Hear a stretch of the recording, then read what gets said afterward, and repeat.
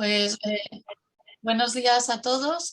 Hoy tenemos con nosotros a Nahum Calvo, es director clínic del Centro de Diagnóstico por la Imagen del Hospital Universitario de Bellvitge, que es el centro, el primer centro público que tiene PET-RM, al menos aquí en Cataluña, y que nos va a explicar cómo ha sido todo este proceso de implantación de este equipo.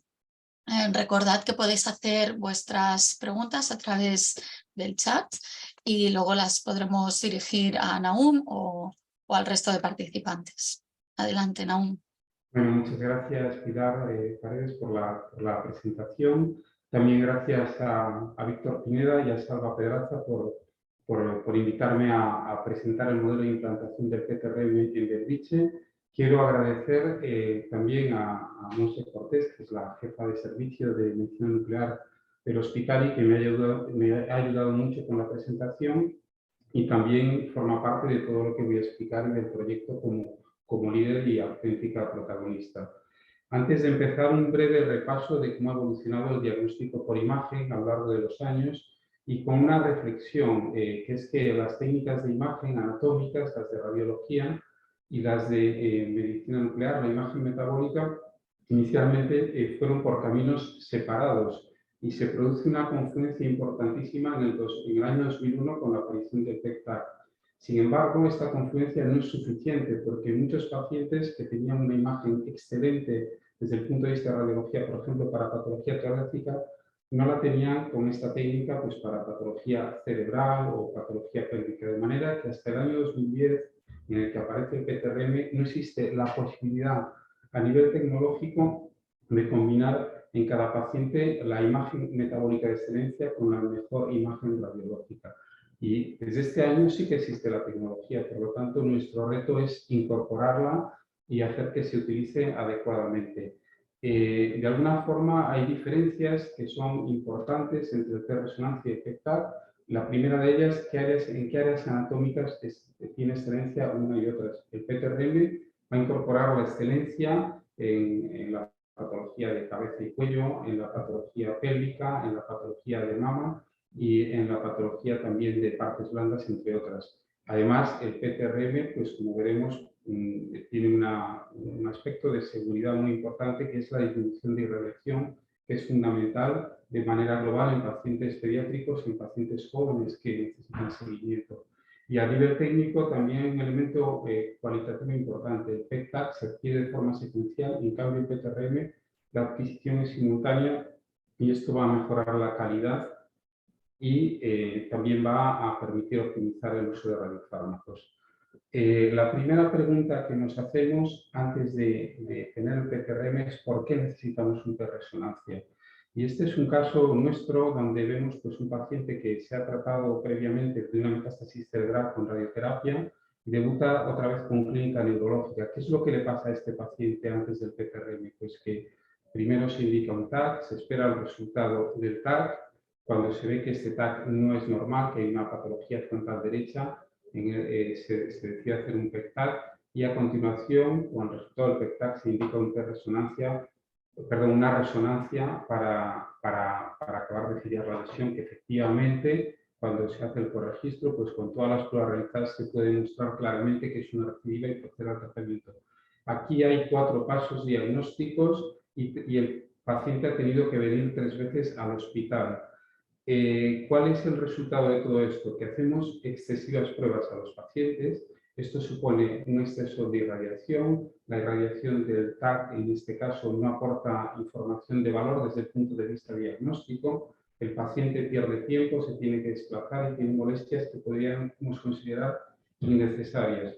Además, los tiempos diagnósticos se alargan. Sabemos que tenemos lista de espera, en nuestro caso especialmente importante en la resonancia, y a veces es difícil hacer esta gestión para tener un diagnóstico precoz.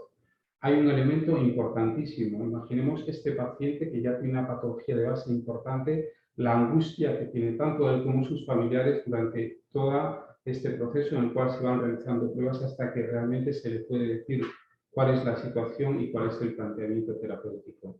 Hacen falta datos precisos para la toma de decisiones y necesitamos tener la mejor información para dar la mejor alternativa terapéutica a nuestros pacientes. El PTRM introduce elementos de seguridad que tienen que ver con la agilidad diagnóstica, también con la disminución de la radiación. Eliminamos esa radiación del TAC que no aporta valor en muchas áreas anatómicas, y también eliminamos una parte importante de la radiación que tiene que ver con el radiofármaco por este elemento de adquisición simultánea y mayor sensibilidad del PTRM con respecto al PET-TAC. Integramos la información anatómica y funcional de la resonancia con la información molecular del PET, y con todo esto podemos mejorar la precisión en procedimientos diagnósticos y evitar, por ejemplo, procedimientos quirúrgicos invasivos que a veces se hacen porque no se conoce bien el alcance de la enfermedad y con resultados de recidivas y resultados frustrantes a largo plazo. Nos va a ayudar a optimizar para dar la mejor opción terapéutica a nuestros pacientes. Pero cuando nos hicimos esta pregunta de por qué necesitamos un PTRM, quisimos hacer también una valoración de lo que pensaban los expertos clínicos, de lo que pensaban radiólogos de otros países y del nuestro con experiencia ya en PTRM, y cuál era la situación en Europa con respecto a la implantación del PTRM. Algunas de las opiniones de los clínicos, y por ejemplo en próstata destaco la frase del doctor Bonet, urólogo, experto en cáncer de próstata, que nos decía: siempre vamos detrás de la enfermedad, tanto en el diagnóstico inicial como cuando se sospecha recidiva. Creen o consideran que hasta un 30% de los pacientes están pasando cosas en cada una de las etapas que no somos capaces de detectar y que hace que el planteamiento terapéutico no sea adecuado o que la respuesta no sea la esperada. En tumores cerebrales nos pusieron muchos ejemplos: la pseudoprogresión, la radionecrosis, a veces craneotomías que se tienen que repetir porque la información no es lo suficientemente precisa y el resultado de la biopsia quirúrgica para estudio de tumores cerebrales pues no es satisfactorio, se repiten craneotomías. Y muy importante, enfermedades minoritarias que afectan a pacientes jóvenes que vienen de cualquier parte de España, en nuestro caso como centro de referencia, y que hay que intentar primero simplificar el proceso diagnóstico, una única prueba. En segundo lugar, disminuir la radiación, y después tener facilidad para detectar, por ejemplo, pues, clínica neurológica en pacientes jóvenes con histiocytosis, evitando progresión y evitando que se instauren los síntomas. Lo mismo con respecto a la patología cardíaca, por ejemplo, el Anderson-Fabry. Esta misma reflexión nos valdría para la pediatría: disminuir la dosis de radiación, simplificar el proceso de diagnóstico y ser precisos y rápidos en el diagnóstico de patología pediátrica. Hay muchas otras patologías, las demencias, la epilepsia, las enfermedades inflamatorias como las vasculitis. Veremos algún caso de vasculitis en pacientes jóvenes. Y cuando nos vamos a otros países, a profesionales que ya trabajan con el PTRM desde hace años y que tienen experiencia, pues ellos también nos dieron sus opiniones. El doctor Pisuto nos dice que, por ejemplo, le resulta muy útil en el estudio de tumores cerebrales y imprescindible en el seguimiento de algunos de estos pacientes. La doctora Irene Berger nos explica cómo, cuando hay una recidiva bioquímica, pues la detección de la recurrencia anatómica con PTRM, anatómica y molecular, pues es mucho mejor que sin él. Y en el caso del doctor Rubenín, pues nos explica cómo la combinación de información metabólica sobre neurotransmisores con la información funcional de la resonancia es muy importante en estudios de investigación sobre Parkinson, esquizofrenia y algunos otros. Y al ver qué es lo que está ocurriendo en Europa y lo que está ocurriendo en España, para ver cómo tenía que ser nuestro proyecto, lo primero que nos encontramos es que hay una implantación mucho más amplia en Europa que en España, y donde hasta el año pasado solo había 3 centros, y estos 3 centros con PTRM que han sido pioneros y que tienen un gran valor, pues uno de ellos está en Barcelona, en el grupo Cepidas Cires, es un centro privado. Otro está en el grupo HM, en el Hospital Puerto del Sur en Madrid, también es un grupo privado. Y el único PTRM que había hasta ahora en un hospital público está en la FE de Valencia y está orientado a investigación. El modelo que nosotros buscamos es diferente y nos fijamos, por ejemplo, en el modelo danés, en el Hospitalet, donde ellos tienen como sello de identidad que incorporan las herramientas diagnósticas más avanzadas de forma precoz, que tienen el PTRM desde el año 2012 y lo utilizan tanto para asistencia como para investigación. De manera que nosotros optamos y apostamos en este proyecto por incorporar el primer PTRM asistencial de la red pública sanitaria, tanto en Cataluña como en España. No orientado a investigación, sino con una visión global que también dé respuesta a la asistencia. Pero también hay una serie de dificultades, más allá de toda la información, de opiniones y de retos que hemos ido recogiendo. Y es que no hay una guía clara de indicaciones. Sí que hay publicaciones diversas que avalan en algunas patologías las ventajas del uso del PTRM con respecto al PEC-TC y al revés en otras patologías. Aquí pongo un artículo o los resultados de un artículo de Martin que tiene ya una casuística de más de 4.000 PTRM realizados y él se centra en analizar qué es lo que ha ocurrido con 1.000 pacientes en los cuales se ha hecho PTRM y PET-TAC en un corto espacio de tiempo. Y lo que encuentra es que el PTRM tiene hallazgos adicionales con respecto al PET-TAC hasta en un 26% de los casos y en un 5% estos hallazgos son hallazgos que tienen que ver con detección de lesiones malignas en el contexto de patología tumoral. Además, filla en un 11% de los casos hallazgos indeterminados en PEC-TC. Esto sería un poco una visión muy global. Yo creo que es una visión que aporta una información muy genérica, muy a vista de pájaro, pero me parece que este no es el enfoque. El enfoque es analizar cada una de estas patologías y ver exactamente cuándo el PTRM puede aportar un valor diferencial sobre el PEC-TAC. Y nuestro proyecto va en esta dirección.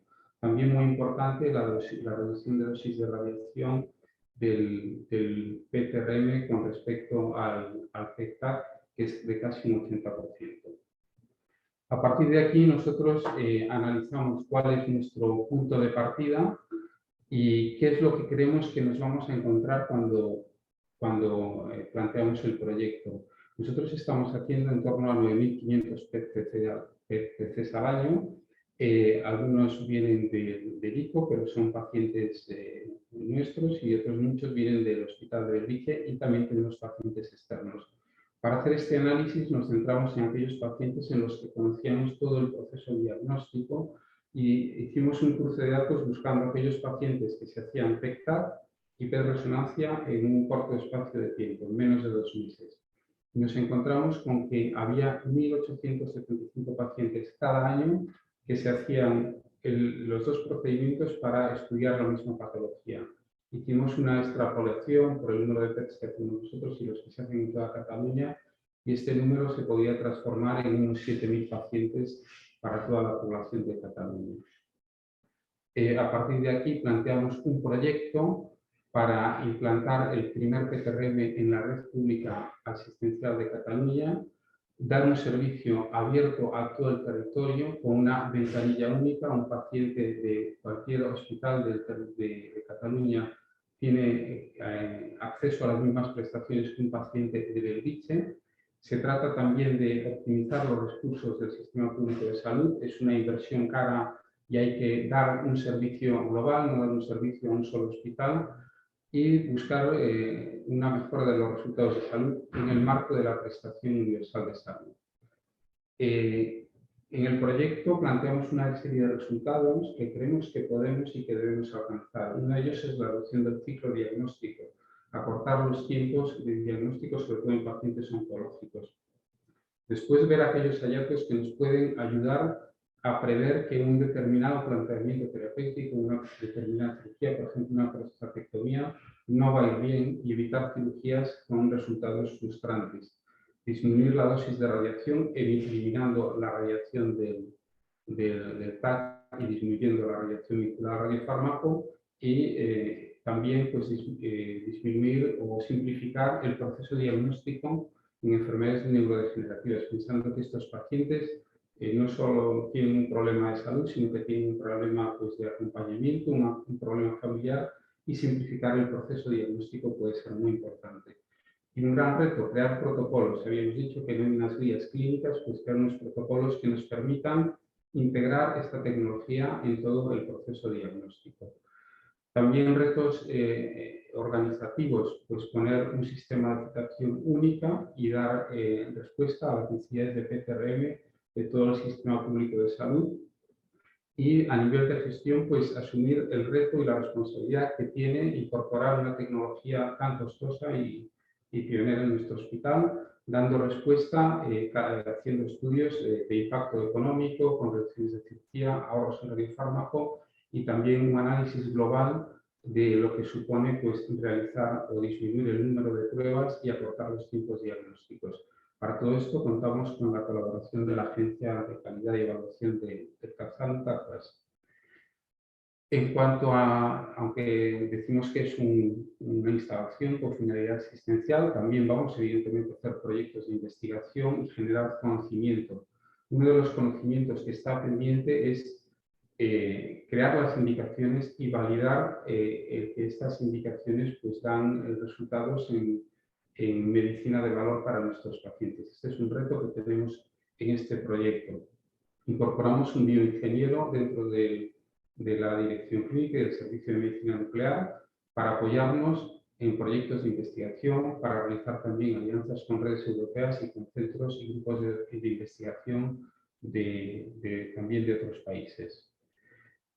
Buscamos una mejora para el sistema público de salud, incorporando la alta precisión diagnóstica. Un paciente con una pregunta clínica concreta, vamos a disponer de la mejor tecnología, tanto en imagen molecular como en imagen anatómica y funcional, y en función de cuál sea la pregunta clínica, lo podremos dirigir al PCRM o al PET-CAT si necesita información también metabólica. Única prueba, optimización de los recursos, evitar procedimientos invasivos y tratamientos que no van a tener resultado y mejorar la planificación de los tratamientos.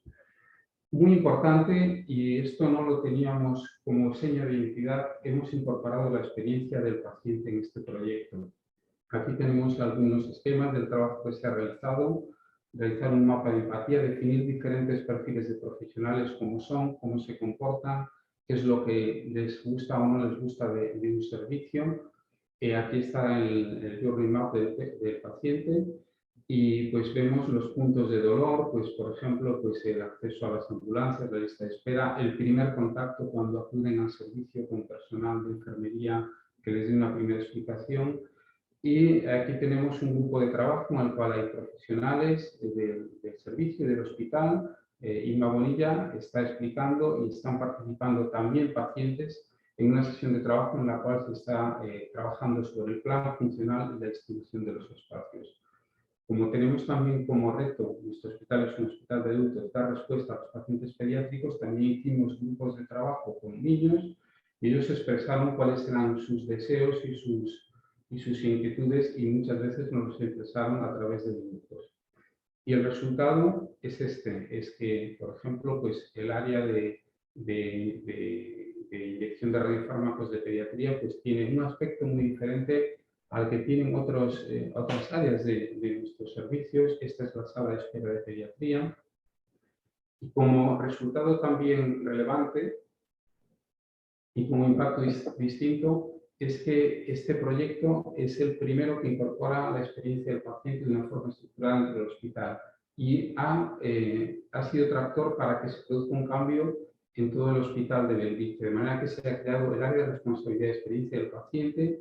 Esto es un mapa de cómo es el hospital de Belviche y se han definido por áreas, por diferentes áreas, aquí diferentes colores que tienen que ver pues, con motivos o con líneas conductoras para hacer una decoración y una orientación a la experiencia del paciente diferente en cada una de estas áreas.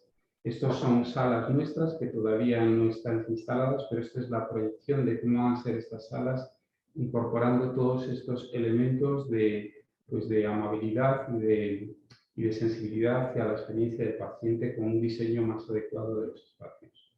También un gran reto que tuvimos es la propia implantación de la instalación. Y aquí contamos con el apoyo de Ana Álvarez, de la dirección del hospital y experta en dirección de procesos, y utilizamos el método SAIPO. Vimos todas las tareas que teníamos que realizar, vimos quiénes las tenían que realizar, cuáles eran los entregables, cuánto iba a durar cada una de estas tareas, a quién iba dirigida, y también pues vimos cuáles eran los puntos débiles que nos podían entorpecer en el inicio de este proyecto. Queríamos empezar en noviembre del 2022 y en noviembre del 2022, el día 24, hicimos nuestro primer paciente con el PTRM y empezamos a trabajar con el primer PTRM asistencial en el sistema público catalán y también a nivel de España. Hay que decir que este proyecto no sería posible y estamos muy agradecidos a la colaboración filantrópica de la Fundación Privada Daniel Bravo Andreu. Ellos nos han ayudado para tener los recursos para este proyecto y además hay otro elemento no tangible pero que es muy importante. Ellos nos pidieron que hiciéramos un relato, no solo que dijéramos en qué pacientes o cuánto de bueno era el PTRM, sino que hiciéramos un relato. Y en ese relato hemos incorporado muchos de los elementos que hemos ido describiendo, por ejemplo, la experiencia del paciente, por ejemplo, la ventanilla única y la vocación de servicio para toda la población de Cataluña.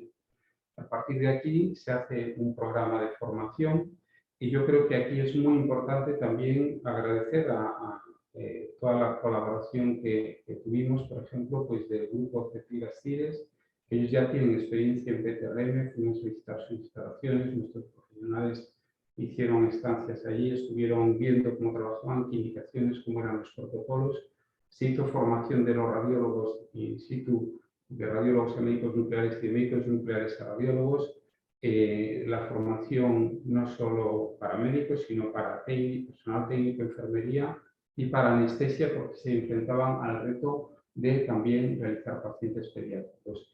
En todo este proceso de formación, también importantísimo para nosotros la colaboración de diagnóstico por imagen del Hospital Sant Joan de Déu, que nos ha acompañado desde el principio para la formación, para las indicaciones de los pacientes pediátricos y también en su realización, ya que vienen a realizar estos pacientes los radiólogos del Hospital Sant Joan de Déu. Hay una puesta en marcha con aplicaciones primero de la resonancia, luego el de resonancia y luego ya comienzo de realización de pacientes de test de resonancia de manera específica. De alguna forma, sobre el papel todo estaba muy bien, pero luego nos encontramos con la realidad. Y la realidad es que es una implantación que es difícil, porque un PTRM no es igual a un PET más una resonancia. Hay dificultades añadidas. Una de ellas, que los profesionales a veces están muy formados en PET, otras en resonancia, pero es difícil la combinación. Vimos que no íbamos bien y decidimos hacer un cambio en la estrategia también de seguimiento de capacitaciones de formación. Utilizamos la matriz IWO. Matriz IWO, lo que, como podéis ver, va completando un círculo progresivamente. Cuando un profesional está en la I, quiere decir que simplemente está de observador. Aquí puede actuar como operador, actuar en la máquina, pero siempre bajo supervisión. Aquí ya actúa de forma independiente y aquí puede ser incluso formador.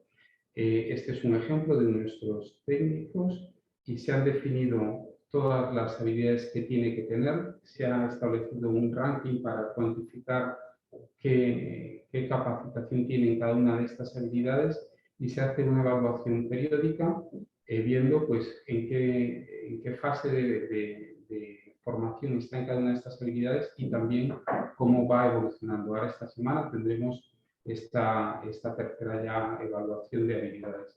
Esto es un profesional y esto es el conjunto de los profesionales técnicos. Hay una matriz similar, por ejemplo, para el personal de enfermería. ¿Y cuáles son los resultados iniciales en cuanto al número de pacientes? Bueno, pues los resultados iniciales son que empezamos en noviembre. Durante este año pues, estamos teniendo esta evolución. Aquí esta Semana Santa estamos haciendo ya casi 80 pacientes al mes.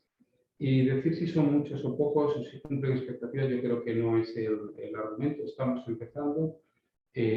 Nosotros tenemos mucha experiencia en PECTAC, estamos haciendo 9.500 PECTACs al año Y cuando empezamos también fuimos pioneros y vemos que el inicio pues, no fue inmediato, es decir, el primer año pues, se hicieron apenas 1000 pacientes y luego pues, el incremento fue progresivo, de manera que yo creo que estos números, teniendo en cuenta las dificultades y teniendo en cuenta que estamos realizando una implantación progresiva, son muy satisfactorios e invitan desde luego al optimismo y la reflexión es que es un proyecto que está en marcha y que está funcionando muy bien.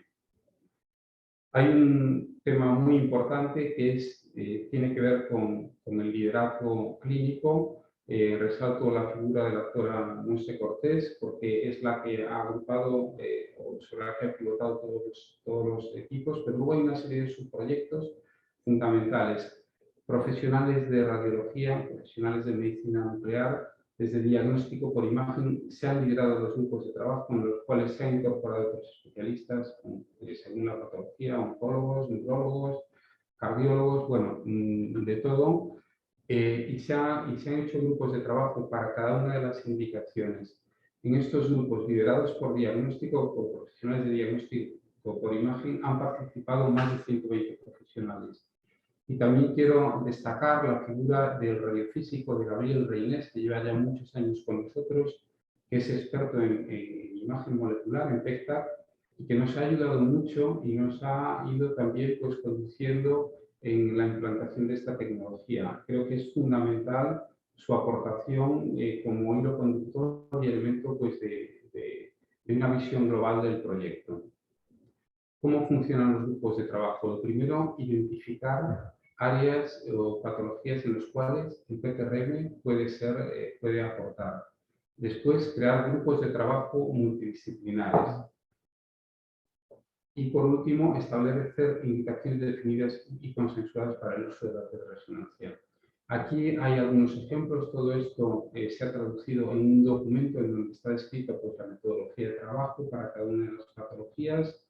Está descrito cuándo se tiene que utilizar el PET o cuándo creemos que se tiene que utilizar el PTRM en cada una de estas patologías, la bibliografía que lo soporta y qué profesionales han participado. Hay indicaciones que tienen que ver con el estudio de extensión, con la planificación quirúrgica o de radioterapia, con las guías de biopsia, con el seguimiento o valoración de respuesta. Mucha patología oncológica, pero también, por ejemplo, encefalitis límbica, epilepsia farmacoresistente o cardiosarcoidosis, entre otras. Y estos son algunos ejemplos de casos nuestros de diagnóstico en un único paso, con una única prueba. Paciente en seguimiento por un tumor cerebral, con varias áreas de sospecha en resonancia y que podemos distinguir qué áreas no corresponden a la patología tumoral y cuáles sí tienen realmente una recidiva tumoral. En enfermedades minoritarias, en este caso la enfermedad de Andersen-Pauli, pues un seguimiento de un paciente joven que viene a nuestro centro y en el cual podemos ver la afectación miocárdica del ventrículo izquierdo, que muchas veces es más precoz la afectación metabólica que la afectación morfológica con resonancia magnética. Muy importante detectar todas estas alteraciones de forma precoz para instaurar los tratamientos adecuados. En oncología, pues también nos permite hacer una valoración del cuerpo entero con una única prueba y después hacer protocolos dedicados a aquellas áreas de interés que consideremos que tenemos que estudiar. Siempre aquí ya nos enfrentamos a un gran reto, que es optimizar los tiempos, hacer protocolos que sean asequibles desde el punto de vista del tipo para que el paciente también pueda tolerar estas pruebas, que no se alarguen mucho y que el uso de la FDG pues, sea óptimo. Este es un caso de un paciente con cáncer de próstata en el cual se hace el estudio cuerpo completo y como detalle y recordar lo que decía el doctor Bonet, vamos detrás de la enfermedad, pues este es un paciente en el cual hay una pequeña adenopatía que desde el punto de vista de resonancia podríamos considerar indeterminada, pero es claramente patológica y aquí el PTRM nos ha ayudado en un único paso a tener un diagnóstico preciso y a poder ofrecer a este paciente la mejor opción terapéutica. También en enfermedades minoritarias como el Winchester, pues tenemos una valoración global en una única prueba. Aquí vemos que este paciente tiene una parte de afectación cerebelosa, Por otra parte, afectación cardíaca en el septo auriculoventricular, también tiene afectación visceral perirrenal y afectación ósea. Todo esto se ha conseguido, toda esta información se consigue con una única prueba en un único paso. Y otro de los retos que nos planteamos es hacer pacientes pediátricos. Nosotros tenemos un hospital de adultos y para esto, como he dicho antes, hemos contado desde el principio con la colaboración del Hospital Sant Joan de Déu y en especial pues, por los expertos y los especialistas en radiología y medicina nuclear de este hospital. Nuestro primer paciente pediátrico lo hicimos en mayo. Es esta niña que tiene pues, una enfermedad de Takayasu que había debutado con una afectación isquémica cerebral y que en este control pues, se ve que no hay afectación de las paredes vasculares. Se está combinando en este caso un estudio amplio de resonancia con una resonancia cerebral y este es el primer paciente y también marca el inicio de las derivaciones desde otros hospitales de toda Cataluña para dar ese servicio global del que hablábamos antes. Muy importante a destacar que esta paciente, que es una paciente joven, es una niña, que va a tener que hacerse controles y aquí estamos eliminando todo el elemento de radiación del TAC y un gran porcentaje del elemento de radiación vinculado al radiofármaco. Ya para terminar, decir que con estos casos lo que mostramos es que podemos tener un diagnóstico más preciso, ofrecer con este diagnóstico el tratamiento más adecuado a los pacientes, disminuyendo el número de pruebas, evitando incomodidades y desplazamientos innecesarios a los pacientes, acortando los ciclos diagnósticos, reduciendo el tiempo. En pacientes pediátricos claustrofóbicos, una única anestesia o una única sedación son suficientes porque es un único paso y también disminuimos la radiación. Todo esto tiene impacto sobre la experiencia del paciente, disminuyendo también su angustia y sobre la seguridad en el diagnóstico y en cuanto a la utilización de radiación. Y para terminar, decir que este es un proyecto que no es solo un proyecto de resonancia, es un proyecto de alta precisión diagnóstica. Disponer de las mejores técnicas diagnósticas nos va a permitir ofrecer a cada paciente la mejor solución desde el punto de vista diagnóstico para que también tenga la mejor información para el abordaje terapéutico. Que hay un liderazgo por parte de diagnóstico por imagen, medicina nuclear y radiología en cuanto a la implantación de esta técnica, un liderazgo también creando un modelo de indicaciones que todavía no existían y que tiene una visión global para la implantación del resonancia y creo que puede ser un punto de partida muy interesante para otros proyectos similares. Que hemos incorporado la experiencia del paciente y que esta incorporación de la experiencia del paciente ha sido tractor también para todo el hospital para que en los nuevos proyectos pues hagan un abordaje similar y que tenemos una visión de responsabilidad de cara al sistema que apuesta por nosotros para incorporar esta tecnología y eso quiere decir que tenemos una visión de servicio público no solo pensando en nuestro hospital, sino pensando en una ventanilla única para dar las mismas oportunidades de accesibilidad técnica a cualquier paciente del sistema público del sistema público catalán de salud. Y con esto termino. Muchas gracias.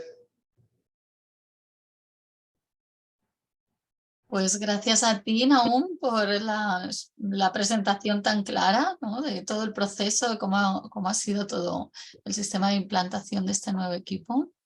Si os parece, podemos dar paso a las preguntas. Tenemos algunas preguntas en el chat. Montse, si quieres, algunas también van dirigidas para ti. Nahum, has comentado el proceso de formación de los técnicos de imagen y de enfermería. Realmente, bueno, vemos que requiere una formación específica. No sé si habéis encontrado algunas dificultades, especialmente en estos momentos en que hay escasez de personal para cubrir ciertas áreas. Bueno, de alguna manera nosotros lo habíamos planificado desde hacía tiempo, porque es un proyecto que ya cuando cuando empezamos con la implantación ya empezamos a pensar en incorporar profesionales y hacer la formación. He de decir que el PTRM, que es de General Electric, que es una tecnología excelente, para nosotros ha sido un reto a todos los niveles y creo que incluso para la industria también es un reto.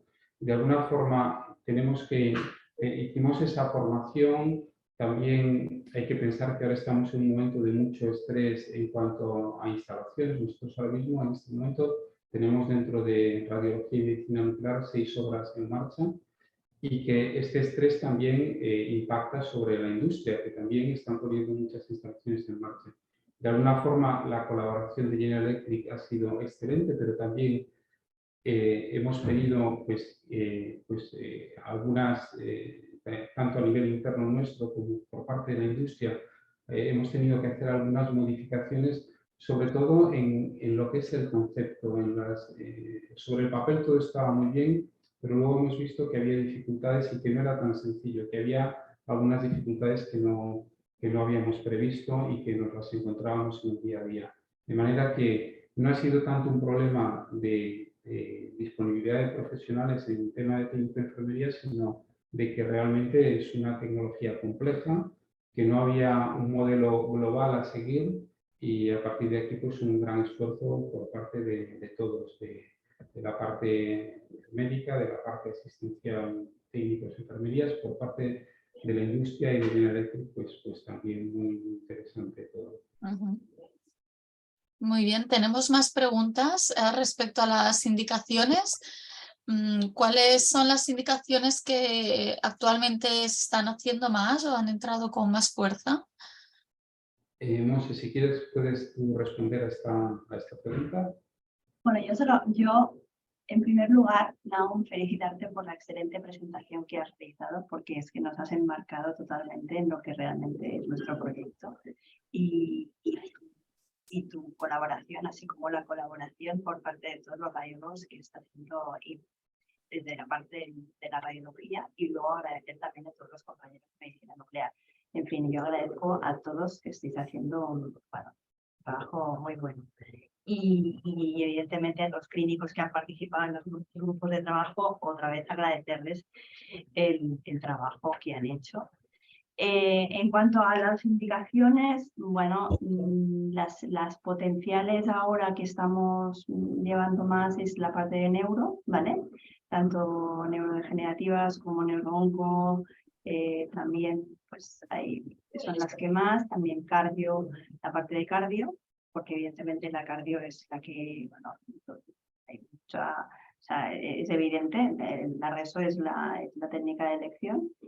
Y de indicaciones de cardio, pues cardiosarcoidosis y, como bien ha presentado Naum, la enfermedad de Fabry, entre otras patologías. Luego también la parte de oncogine y próstata. Evidentemente tú cuando quieres saber y conocer bien y tener una buena precisión diagnóstica de la enfermedad local y locorregional para previo a una cirugía, pues es la parte que estamos haciendo más la PERRESO en estas áreas, y próstata. En la parte de mielomas y las discrasias sanguíneas también, ¿vale? Sobre todo estamos haciendo, bueno, las indicaciones que si queréis así pues conocer la mieloma, pues que quieres siempre que estás buscando que tienes, que quieres, que no encuentras lesiones en el PET-TAC y entonces acabas, está indicado la preeclampsia. Luego enfermedades minoritarias también, como el Winchester, y estamos empezando con la pediatría. Estas, digamos, que serían un poco más las, digamos, las más fuertes, la parte de neurocardio y estas que os he comentado. Si realmente en algunas áreas la PERRESO sustituirá al PET, bueno, si quieres lo contesto yo una única pregunta. Bueno, yo creo que en algunas áreas obviamente las va a sustituir, por ejemplo, en los tumores cerebrales, y en la neuro la va a sustituir. Todas aquellas estudios y pacientes que podamos, que no tengan ninguna incompatibilidad para hacer la resonancia, pues evidentemente de la parte de neuro y de cardio, cubriendo esas indicaciones. yo creo que lo puede sustituir perfectamente, porque el TAC no te aporta información y lo que te aporta es una irradiación que es innecesaria. ¿Y percibís esta sensación también en los clínicos? Sí, sí, por supuesto. Piensa que los grupos de trabajo lo hemos trabajado con los clínicos, entonces es obvio que al hacerles partícipe de la creación de unas indicaciones y se han consensuado con ellos, ellos ya son conscientes de que, evidentemente, le van a pedir esta prueba antes que, ¿no? Está claro que el PET-TAC siempre va a ser utilizado, pero hay algunas indicaciones que obviamente vamos allá y vamos a estudiar mejor en el área del tumor y la N en la onco y en la área de las patologías que obviamente se estudian normalmente con reso y si también se hace un PET, pues está claro, ¿no? Que el hueco del PET-TAC siempre estará y que vamos más allá en cuanto a lo que os digo, ¿no? A seleccionar unas patologías en que vamos a necesitar más precisión. Os pongo un ejemplo en próstata, ya que hay una pregunta que hacen. ¿Qué hacemos ante...? Bueno, a ver, hay unas indicaciones que, por ejemplo, pues tienes un paciente joven con una estadificación inicial de una próstata, ¿vale? En que tienes una intención quirúrgica, no tienes una reso previa y le vas a pedir pues una estadificación, pues le puedes pedir directamente un PET-reso si no tienes una reso previa. Obviamente, si tienes una reso previa y reciente, pues igual pues hay que hacerle un PET-TAC, ¿no? Pero obviamente si tú quieres hacer una buena precisión diagnóstica para llevarlo a cirugía, yo le haría una PET-reso. Y de hecho es una de las indicaciones. En cuanto a pues, patologías como epilepsia, os pongo el ejemplo de la epilepsia farmacoresistente, pues evidentemente le haríamos una PET-reso directamente. No sé, es como, es un poco pensar en aquellas patologías en que acabas siempre haciéndole las dos pruebas, ¿vale? PET-TAC y reso, y siempre de cara a tener una mejor precisión, de cara a hacerle un rescate quirúrgico, ¿no? O planificar una radioterapia, ¿eh? Pero siempre es verdad que tenemos que tener en cuenta que el PET siempre está en PET-TAC, ¿de acuerdo? De alguna forma hay patologías, yo diría, como síntesis, en las cuales el patrón morodiagnóstico es la resonancia y otras como la patología pulmonar, en las cuales es el TAC. Entonces, la combinación debe ir orientada en esa dirección. Y los clínicos nos han acompañado en todo este proceso, pero también es cierto, y a mí me gusta decirlo porque es importante, hay un liderazgo por parte de los expertos en diagnóstico, tanto médicos nucleares como radiólogos, que somos los que tenemos que ser propositivos a la hora de incorporar estas tecnologías. Y al final, el escenario ideal para nosotros, el mundo ideal, sería que alguien nos hiciera una pregunta y nosotros dijéramos qué prueba tenemos que hacer para responder a esa pregunta.